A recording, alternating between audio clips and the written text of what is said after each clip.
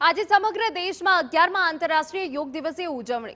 વડોદરા શહેરના વિવિધ સ્થળે પણ યોગ કાર્યક્રમોનું આયોજન। સમા સ્પોર્ટ્સ કોમ્પ્લેક્સ ખાતે મુખ્ય યોગ કાર્યક્રમ યોજાયો।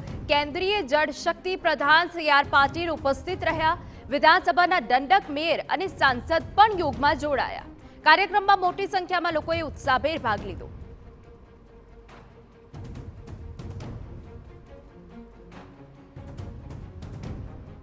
કાર્યક્રમમાં કેન્દ્રીય પ્રધાન સી.આર. પાટીલે પણ યોગ કર્યા અને નાગરિકોને યોગનું મહત્વ સમજાવતા કહ્યું કે શારીરિક રોગ દૂર કરવામાં યોગનું અનેરું મહત્વ છે।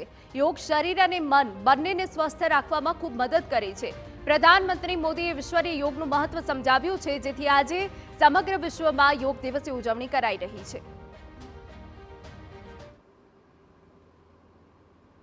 કોઈપણ જાતના મેડિસિન વગર શરીરને મનને તો શાંત કરવું હોય, સ્વસ્થ કરવું હોય તો યોગ એના માટે ઉત્તમ ઉપાય છે। અને એટલે જ માનનીય પ્રધાનમંત્રી શ્રી નરેન્દ્રભાઈ મોદી સાહેબે આખા વિશ્વને આ યોગનું મહત્ત્વ સમજાવ્યું છે। અને 175 દેશો જે આપણા દેશની સંસ્કૃતિ છે, આ યોગ જે આપણા ઋષિ મુનિઓએ આ યોગની રચના કરી છે